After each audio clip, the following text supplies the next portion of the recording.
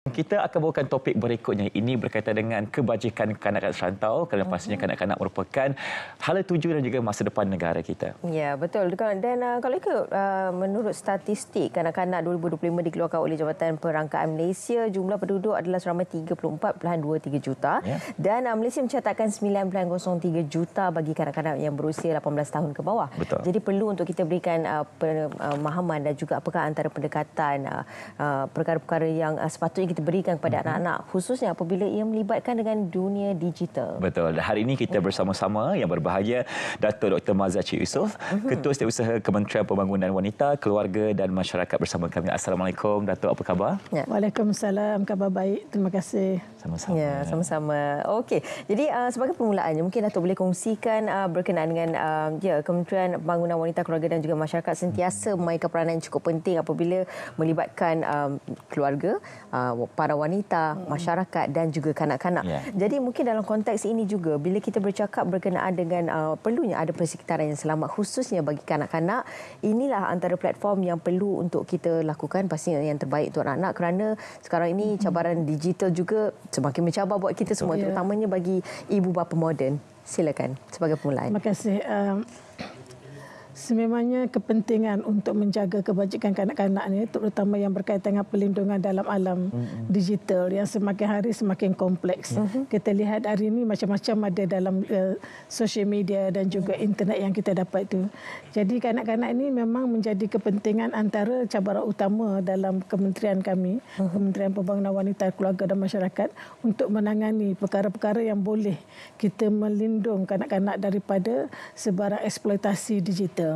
Jadi pada November tahun 2024, Kementerian Pembangunan Wanita, Keluarga dan Masyarakat telah mengeluarkan satu dasar kanak-kanak yang baru. So, dasar kanak-kanak ini merangkumi 4 dasar yang berkaitan kanak-kanak sebelum ini. Yang berkaitan dengan dasar perlindungan, berkaitan dengan tindakan perlindungan.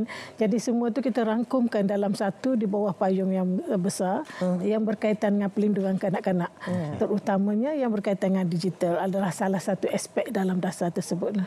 So itu antara perkara baru yang diperkenalkan di bawah kementerian pada November tahun lepas. Ya. Saya kira Datuk, untuk kita melihat kepada kebajikan kanak terjaga ini, kita perlu melihat kepada peran penting pelbagai pihak, termasuk keluarga, masyarakat, guru-guru di sekolah. Jadi bagaimana Datuk melihat kepada perkara ini dan untuk kita sentiasa memastikan kanak-kanak sentiasa selamat apabila mereka berada di alam digital? Ya. Keselamatan kanak-kanak ini tanggungjawabnya bukan terletak di bawah satu kementerian. Dia memang merangkumi semua dan dia adalah whole of government and whole of society approach. So sama ada keluarga, komuniti, di sekolah, guru-guru, semuanya memainkan peranan yang penting, termasuk juga mereka yang berada di sektor swasta, pemain industri, terutama yang come up dengan pelbagai permainan dalam online. Mereka juga mempunyai tanggungjawab sosial untuk memastikan perkara-perkara ini, kanak-kanak ini terlindung daripada eksploitasi cyber nanti. Ini termasuklah isu-isu macam cyberbully, isu-isu tentang keselamatan, eksploitasi maklumat-maklumat peribadi. Kita kena maklumkan kepada kanak-kanak tentang risikonya bila kita menggunakan internet ini untuk sebarang perkataanlah perbuatan atau permainan atau apa-apa, mesti ada elemen keselamatan tersebut. Jadi kalau ibu bapa memang pendidikanlah. Pendidikan memang bermula daripada rumah. So ibu bapa kena mempunyai ilmu yang sesuai untuk mendidik kanak-kanak ini untuk menjaga keselamatan dari alam cyber. Dan of course guru-guru sebab masa banyak yang masa di sekolah itu lebih banyak ditumpukan untuk kanak-kanak. Jadi boleh diserapkan elemen tentang etikanya bila kita menggunakan internet. Apa etikanya, apa maklumat yang kita boleh berkongsi. Dan komuniti dan alam sekitar yang setempat juga adalah bertanggungjawab untuk mewujudkan satu ekosistem yang sesuai untuk berkaitan dengan cyber ini. Jadi memang semuanya memainkan peranan yang penting. Ya, do and don'ts perlu kita bawakan kepada anak-anak di luar sana agar mereka tahu perkara yang baik ataupun buruk yang perlu mereka tinggalkan. Betul. Dan kita menyentuh kembali berkenaan dengan dasar kanak-kanak. Matlamat dasar itu adalah untuk melahirkan kanak-kanak yang mencapai potensi mereka sepenuhnya di samping beberapa perkara yang penting seperti bentuk instansi imbang dan peribadi unggul, sihat, cergas, berilmu, inovatif dan banyak lagi. Jadi Datuk, ini antara perkara yang penting untuk kita membentuk generasi penerus atau generasi akan datang, itu anak-anak kecil kita. Jadi untuk membentuk perkara itu pastinya perlukan komitmen dan juga kerjasama pelbagai pihak seperti mana yang dijelaskan oleh Datuk tadi. Jadi apa lagi antara perkara yang mungkin penting untuk kita berikan pendedahan kepada anak-anak supaya sekiranya berlaku sebarang perkara yang tidak diingini ataupun mungkin eksploitasi dalam talian sebagainya, mereka perlu melakukan sesuatu seperti contoh aduan ataupun mungkin pendedahan seperti itu perlu untuk kita berikan kepada anak-anak secara berkala supaya mereka tahu bahawasanya itu adalah perkara yang tak betul dan perlu untuk dilaporkan. Di kementerian, di bawah Kementerian Pembangunan Wanita, Keluarga dan Masyarakat, banyak aktiviti dan program yang telah kita perkenalkan untuk memberi maklumat, advokasi tentang perkara-perkara sebegini yang disebutkan tadi. Antara perkara yang telah kita wujudkan sejak daripada 2 tahun yang lepas, kita menjalankan aktiviti advokasi. Advokasi berkaitan perlindungan kanak-kanak, di mana kita pergi kepada lebih daripada 300 sekolah dan juga di pusat-pusat komuniti untuk menyebarkan tentang perkara-perkara yang menyentuh tentang risiko perlindungan kanak-kanak. Bukan kita sahaja, kita bawa bersama PDRM, pihak polis, dan kita bawa bersama rururai kita. Rururai itu buh-buh kita yang membawa maklumat-maklumat berkenaan. Jadi kita bawa bersama MC-MC, multimedia dan mana-mana kita punya rakan strategik kementerian untuk lebih memaklumkan tentang risikonya dan tentang elemen-elemen perlindungan kanak-kanak.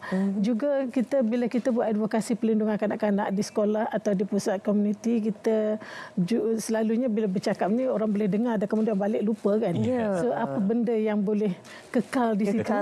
Walaupun kita dah balik, dia masih ingat lagi. Masa di sekolah, kita akan lukis mural di dinding-dinding sekolah dan kita letak situ nombor talian kasih kita, 15999. Dan kita nyatakan ini beroperasi 7 hari, 24 jam. Tak tidurnya, bila-bila masa you telefon, ada saja perkara yang menimbulkan rasa ni, telefonlah talian ini untuk mendapatkan khidmat nasihat ataupun sekiranya berlaku sebarang perkara untuk mendapatkan tindakan sewajarnya. Kita bukan setakat ada nombor 15999. Kita juga ada nombor WhatsApp kalau siapa-siapa yang nak WhatsApp. Tapi tidak ada telefon untuk nak call, tak ada masa dan boleh WhatsApp sekali. Dan bersama kita juga, kita akan bawa yang booth kita yang dikenali sebagai Pusat Sokongan Sosial Setempat. Itu adalah kita membuat kaunselor berdaftar. Dalam kaunselor berdaftar tu untuk bercerita tentang apa-apa perkara, terutama kita ada lukisan, drawing, aktiviti yang boleh menguji tentang kesejahteraan emosi kita. Dan kalau siapa yang nak ada privacy, mungkin dia nak bercakap tapi tak nak orang lain dengar. So dalam kita punya truck PSS kita ada satu bilik yang berekon tutup. Dan ada kaunselor dalam tu. So anytime siapa-siapa, sama ada kanak-kanak tu, ibu bapa ke ataupun guru di situ, di mana tempat yang kita mengadakan khidmat nasihat tersebut, dia boleh masuk dan boleh bercerita. So kanak-kanak kalau ada masalah apa-apa boleh telefon 15999. Mudah je untuk kita. Mudah aja untuk ingat. Dan pastinya ini untuk kita memberikan pendedahan kepada anak luar sana juga, ibu dan ayah sekiranya mungkin melihat kepada anak-anak kita mungkin ada masalah emosi dan sebagainya, kita perlu perubahan sikap yang berlaku kepada anak-anak. Jadi ini merupakan titik permulaan untuk kita bawakan perubahan positif kepada anak-anak kita semula. Baik, Datuk, mari kita menyentuh mengenai artificial intelligence, AI dan juga natural intelligence. Sebab sekarang ini kita tidak boleh larilah kan dengan penggunaan AI yang semakin pesat di dunia digital sekarang ini. Tapi bagaimana cara untuk kita mengimbangi kedua aspek ini, kerana kita tak naklah AI ini menggantikan natural intelligence kita, lagi-lagi kepada anak-anak muda. Ya, sekarang ni memang the term yang diguna pakai semua bercakap tentang AI. AI dia memudahkan semua kerja kita. Di mana juga? Tapi kita kena ingat AI itu adalah tool saja. Dia diguna untuk membantu kita untuk meningkatkan kecekapan ke, memantap ke, memudahkan kita dalam kerja. Dia seperti mana tool yang lain, cuma dia adalah tool kaedah yang terkini, AI. Tapi hakikatnya yang menentukan sama ada AI itu diguna pakai cara baik atau tidak adalah NI tadi. Natural Intelligence adalah ciri-ciri kemanusiaan kita. Kita kena ada empati, kita kena faham tentang etika, kita kena faham tentang kegunaan tersebut dan dia punya nilai-nilai kemanusiaan itu kena ada. Jadi kalau kita ada AI yang canggih macam mana pun teknologinya, tapi kalau tak ada NI itu memang dia tidak boleh gunakan sepenuhnya, optimumnya. Jadi memang kita perlu seimbangkan antara AI dengan NI ini. So bila kita bercakap tentang NI, AI ini memang telah diberi oleh pemain industri, is available out there. Tapi NI ini yang kita kata ibu bapa, kanak-kanak, guru, komuniti, yang kena ada that kind of empathy. Macam mana nak mewujudkan satu ekosistem cyber tu yang semuanya selamat untuk anak-anak kita. Kita nak anak kita ni juga update kepada perkara yang semasa. Kalau orang bercakap AI, dia kena tahulah tentang apa itu AI. Tapi pada masa yang sama, dalam dia meneroh ke alam cyber tu, kita mesti memastikan perlindungan kepadanya. Dia selamat. Dia boleh terus ke alam cyber tu dengan selamat. Tidak risau dengan risiko-risiko yang mungkin dia ada cyberbully ataupun dia berkongsi pula maklumat peribadi yang mungkin boleh mendatangkan kesan yang tidak baik ataupun pelbagai perkara sekarang ni ataupun kena scam. So banyak berlaku dan sekarang ni kita tak tahu pun siapa pelaku sebab dia berlaku dalam alam cyber kan. Jadi NI ni memang amat penting. Kalau bagi saya lah personally, NI itu lebih penting daripada AI. Tapi AI itu memang kita nak untuk membantu kita. Tapi tak ada gunanya ada teknologi tinggi kalau hati pun kosong, tak faham pun apa tujuan untuk melaksanakan tersebut. So itulah yang kita perlu seimbangkan. Banyak program kita buat di peringkat kementerian ni yang kata advokasi tadi.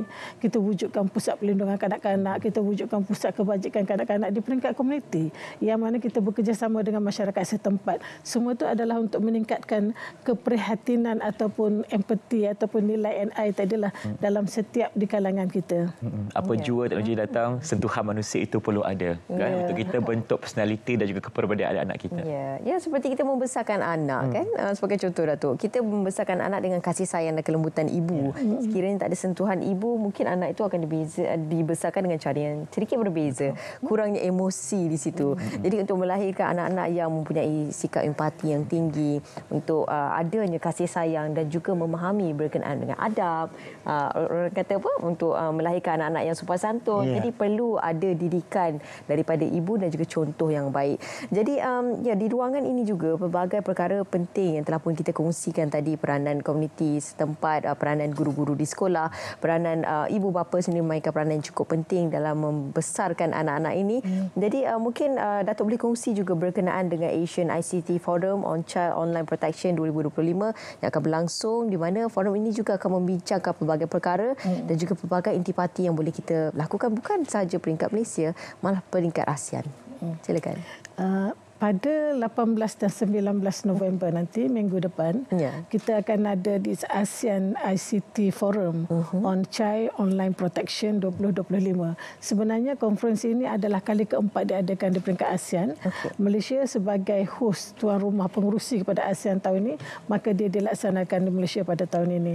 Sebelum ni, tahun lepas Indonesia adalah host kepada ASEAN dan seminar itu diadakan di ASEAN. So yang ASEAN ICT Forum ini adalah merangkumi semua ahli-ahli negara ASEAN dan di sini kita akan berbincangkan isu-isu yang khas berkaitan dengan perlindungan kanak-kanak yang online.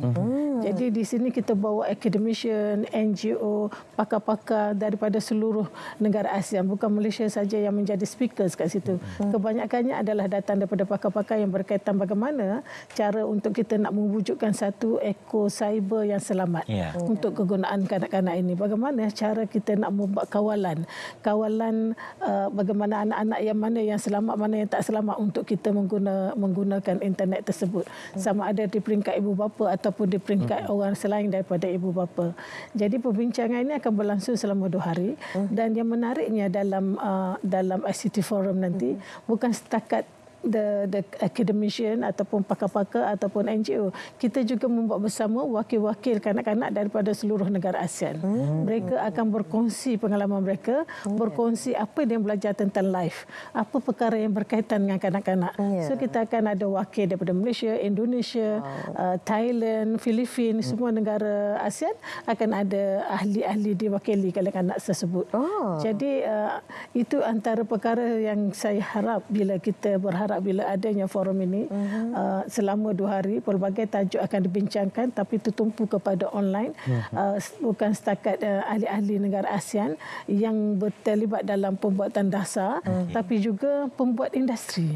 Yang paling penting mereka the industry player out there yang come up dengan pelbagai benda yang berkaitan dengan internet. So kita akan di peringkat Malaysia kita akan bekerjasama dengan MCMC, Cyber Security Malaysia, UNICEF dan academician yang lainlah, banyak yang akan terlibat dalam kita punya forum nanti pada 18 dan 19 November. Seiring dengan keputusan ASEAN tahun ini, Malaysia sebagai tuan rumah dan kita ingin melihat kepada kejayaan ASEAN ICT Forum on Child Online Protection 2025 yang akan dilaksanakan pada 18 dan juga 19 November nanti. Terima kasih diucapkan kepada yang berbahagia Datuk Dr. Mazli Yusof untuk perkongsian pada pagi ini. Pastinya kita ingin melihat kepada keselamatan anak-anak kita sekiranya mereka berada dan juga melayari alam cyber kerana pastinya pelbagai risiko di sana. Jadi kita perlu bawa mereka untuk melihat kepada cara yang terbaik untuk menggunakan dunia digital. Ya, betul. Dan kita juga ingin melahirkan anak-anak dan juga generasi yang akan datang yang celik teknologi dalam masa yang sama mereka masih ada sikap empati dan juga berakhlak yang murni, insya-Allah. AI dan NI perlu seimbang, seiring dan sejalan. Terima kasih.